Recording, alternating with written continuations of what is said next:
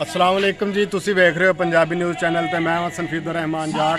अज असी मौजूद हाँ इस्लाम नगर एक पिंड दे विच जिथे आका दो जहां हज़रत मुहम्मद मुस्तफा सल्लल्लाहु अलैहि वसल्लम दी आमद दी खुशी दी तैयारियां कीती जा रही ने। उन्हां दे सिलसिले दे विच एक बाज़ार नूं खूबसूरत अंदाज दे विच सजाया गया है कि असी इस टाइम उस बाज़ार दे विच मौजूद हाँ। अगर मेरा कैमरा मैन तुहानूं दिखा सके कि बाज़ार किस तरह सजाया गया है तो असी बाज़ार की खूबसूरती के हिस्सा लैन वाली जी इंतजामिया वा उन्हों दे अपना जोड़े सरबराह ने उन्होंने भी गल करांगे तो उन्होंने को इस बाज़ार के मतलब जोड़ा ना असी पूछांगे। अच्छा भाइयों ने जो बाज़ार सजा रहे हो ये हर साल ही सजाते? सब तो पहले जी मैं अपने नबी पाक सल्लल्लाहु अलैहि वसल्लम के दुरूद पाक पेश करांगा। अस्सलातु वस्सलामु अलैका या सय्यदी या रसूलल्लाह व अला आलिका व सहाबिका या अल्लाह। हाँ जी भाई, जो किसी सवाल पूछा सी हर साल ही सजाईदा बाज़ार और अलहमदुलिल्लाह अल्लाह पाक के फज़ल व करम दे नाल सोहणे तरीके दे नाल अपनी ख्वाहिश के मुताबिक सजाईदा। कितने सालों तो तुहाड़ा है जो सिलसिला चलदा आ रहा है?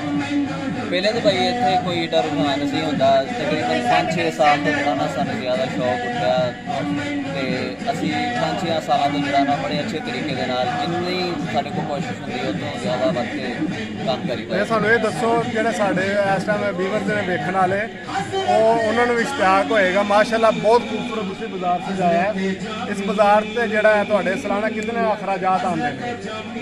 भाई जान इन्हों के कुछ ऐसा चीज़ा ने कि जरा ना असी पहले लै चुके हैं, मतलब जिस तरह पर्दे हो गए कुछ होर चीज़ा ने वो साल हर साल जरा ना साढ़े को दोबारा इस्तेमाल के आ जांदियां ने ते जड़ियाँ हर साल जरा ना बेचे दे जरा खर्चा आ जाता वो तकरीबन मैक्सीमम जरा ना 50,000 रुपये तक खर्चा आ जाता छोटी छोटी चीज़ों का।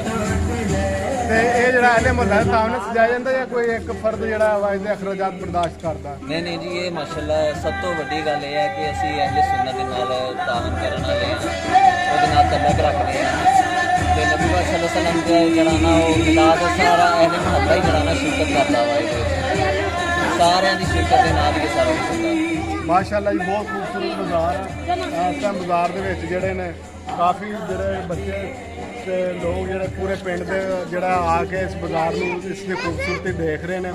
तो इस टाइम दूसरी साइड से भी अगर मेरा कैमरा तुहानूं दिखा सके बैक साइड से भी काफ़ी बाज़ार दे विच जिहड़े ने लोग इकट्ठे होए ने ते बाज़ार दी जिहड़ा